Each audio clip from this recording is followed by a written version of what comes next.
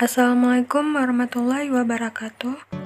Nama saya Novi Novita dengan NIM 1802110127. Di sini saya akan memaparkan materi tentang fungsi-fungsi manajemen logistik mengenai fungsi perencanaan. Adapun pembahasan yang akan saya jelaskan, yang pertama mengenai definisi perencanaan, yang kedua mengenai pentingnya perencanaan dalam pengadaan barang dan jasa, yang ketiga mengenai perencanaan menurut Peraturan Presiden RI Nomor 4 Tahun 2015. Baiklah, langsung saja kita masuk pada pembahasan yang pertama mengenai definisi perencanaan. Secara umum, yang dimaksud dengan perencanaan adalah suatu proses menentukan hal-hal yang ingin dicapai atau tujuan di masa depan, serta menentukan berbagai tahapan yang diperlukan untuk mencapai tujuan tersebut. Perencanaan dapat juga didefinisikan sebagai suatu kegiatan yang terkoordinasi untuk mencapai tujuan tertentu dalam kurun waktu tertentu. Dengan begitu, di dalam perencanaan akan terdapat aktivitas pengujian beberapa arah pencapaian, mengkaji ketidakpastian, mengukur kapasitas, menentukan arah pencapaian, serta menentukan langkah untuk mencapainya. Sederhananya, perencanaan adalah proses berpikir secara logis dan pengambilan keputusan rasional sebelum melakukan suatu tindakan. Ini dapat membantu kita memproyeksikan masa depan dan memutuskan cara untuk menghadapi situasi yang akan dihadapi di masa depan. Perencanaan merupakan salah satu fungsi dari manajemen yang paling penting, di mana di dalamnya terdapat aktivitas mendefinisikan tujuan organisasi, membuat strategi, serta mengembangkan rencana kerja organisasi. Perencanaan adalah tahap awal dalam kegiatan suatu organisasi terkait dengan pencapaian tujuan organisasi tersebut. Baiklah, kita masuk pada pembahasan yang kedua mengenai pentingnya perencanaan dalam pengadaan barang dan jasa. Pengadaan barang dan jasa merupakan suatu hal atau kunci yang sangat penting dalam proses pelaksanaan pembangunan di suatu daerah. Tanpa pengadaan, pembangunan tidak akan dapat berjalan, sehingga anggaran pemerintah daerah juga tidak terserap.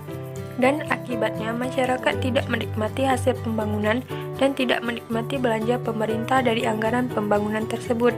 Hal tersebut dapat menyebabkan melambatnya pertumbuhan ekonomi masyarakat dan menurunnya daya beli masyarakat.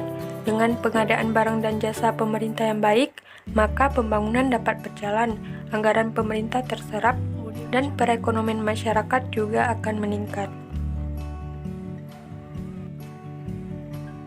Pentingnya suatu perencanaan pengadaan barang dan jasa atau PJB pemerintah yang matang sangat menentukan konsistensi rencana umum pengadaan atau RUP yang telah diumumkan dengan pelaksanaan paket PJB yang akan dilaksanakan.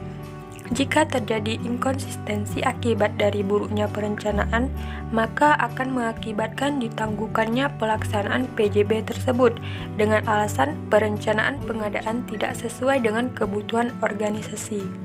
Selanjutnya kita masuk pada pembahasan yang terakhir mengenai perencanaan menurut Peraturan Presiden RI Nomor 4 Tahun 2015. Peraturan Presiden tentang pengadaan barang dan jasa melalui Peraturan Presiden Nomor 4 Tahun 2015 dimaksudkan untuk mempercepat pelaksanaan pembangunan. Percepatan pelaksanaan pembangunan tersebut ditempuh dengan cara menyederhanakan proses pengadaan barang dan jasa pemerintah. Penyederhanaan proses pengadaan barang dan jasa tersebut membawa konsekuensi terhadap kedudukan para pihak dalam pengadaan barang dan jasa. Para pihak dalam pengadaan barang dan jasa tersebut adalah: yang pertama, PPK sebagai pemilik pekerjaan atau kegiatan, yang kedua, Pokja ULP sebagai pelaksana proses pemilihan penyedia barang dan jasa, yang ketiga, penyedia barang dan jasa sebagai pelaksana pekerjaan. Bagi penyedia barang dan jasa, konsekuensi yang harus diterima sebagai akibat berlakunya Peraturan Presiden Nomor 4 Tahun 2015 adalah: yang pertama, dalam posisi sebagai peserta lelang, di satu sisi kedudukannya semakin kuat karena adanya penyederhanaan persyaratan penyedia. Namun di sisi lain, kedudukannya semakin lemah karena tidak dibolehkan mengajukan sanggahan prakualifikasi dan sanggahan banding. Yang kedua, dalam posisi sebagai pemenang lelang, kedudukannya semakin kuat karena dihapusnya batas waktu penyerahan jaminan pelaksanaan. Yang ketiga, dalam posisi sebagai penyedia barang dan jasa, kedudukannya semakin lemah karena adanya kemudahan penunjukan penyedia lain oleh Pokja ULP jika terjadi pemutusan kontrak secara sepihak oleh PPK. Sekian pemaparan materi dari saya. Wassalamualaikum warahmatullahi wabarakatuh.